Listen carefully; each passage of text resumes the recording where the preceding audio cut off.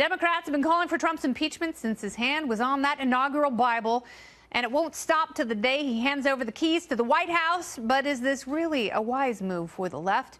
Joining me now, comedian and host of the Dennis Miller Option podcast, the one and only, the legend himself. Dennis Miller is back. Hi, Dennis. Hi, Kennedy. How are you tonight? Hey. I'm doing well. I think this is very interesting because I'm trying to figure out what's a bigger gift to Republicans. Nancy Pelosi just existing in the realm that she is, or the talk of impeachment? What do you think?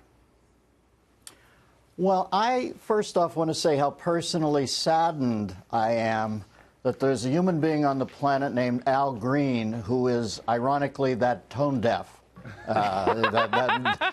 That as somebody who, that's my favorite song, that really hurts me. And by the way, how many times do you think Al rehearsed the word hypothesize in a mirror that day? Did you hear him go through that? Yeah, he just biffed it. Listen, I think that Pelosi, to me, is the Continental Divide on why I think these two parties, these two factions, these two political mindsets are never going to agree. Yeah. I'm sorry, I can never concede that she's a bright woman who should be the Speaker of the House. And I know on the other side, they are so dug in. I think when they're probably alone, they go, can you believe that we've got all these old people out there, Biden and Bernie and Pelosi, and they rep us, and we're trying to pitch kids. I assume when they're alone, they have those things, like Planned Parenthood does when they have lunch. But I must say, I will never be able to look at Pelosi and say, yeah, she's a very bright woman who should be the leader of this country. And I guess they're going to hate me for that, but I don't get it. Yeah. It seems like a cosmic joke to me, Pelosi. No, you bring up a really good point, because if you're going to be in power for that long, it seems like you have to have something. You have to have either charisma or intelligence or some sort of EQ, the ability to read people and empathize with them. She seems to have none of that. And no one admits to liking her. They're all kind of scared of her. And the only thing they'll say positively is that she's able to raise money. But Democrats, compared to Republicans, have had a really hard time raising money since President Trump got into office. So why, and I don't think impeachment is the thing that's going to do her in. I think it's the fact that she is so unlikable. And there are all these, younger freshmen House members who are like, yeah, no, I wouldn't vote for her, and I'm going to win again saying I won't. She'll destroy them. That's what she's got going for her. Yeah. She is a constant reminder to me of how screwed up our political system is. When you look at her, everybody on that side of the aisle looks up and thinks, why her? Why does she have to rep us? Why does she have to front us?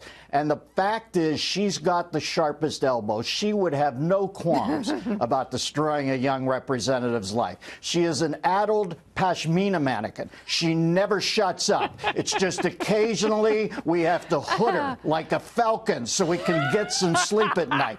She is in more over her head than a gay dwarf hitting on Shaq.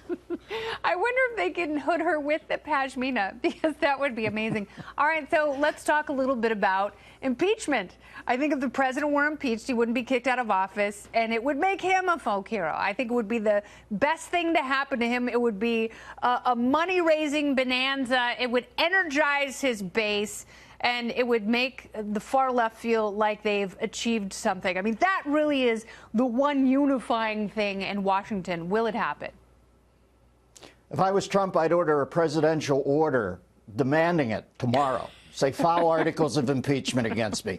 This is screwing the country up. Bring it on. What do you have? Yeah. Let's do this, and let's see what happens. And I'm not even kidding. No. I would demand that they file articles of impeachment tomorrow and say this shouldn't be what this election is about. Let's do it right now. If you have something, put it on the table. If you don't, shut up and ride Pelosi off into the sunset. I think that's what's going to happen. I think they've overplayed their hands so much that I can't see a way he loses now. And the fact that they all bet Pelosi, whether they're afraid of her or whether they think she should front the party, and Bernie Sanders and Joe Biden, shows me that they're not as smart as they think they are. That is the old way. They're trying to pitch kids. Kids must look up and go, really? This is where I'm going to end up? In the swimming pool in Cocoon, for God's sakes?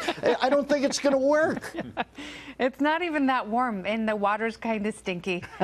Dennis, I cannot wait to see you here in person. I thought it was going to be this week. I'll be there next Thursday, Kennedy. I'll be in New York. The carpet will be so red, you won't be able to tell if it's crimson or blood. And that is the highest listen, compliment.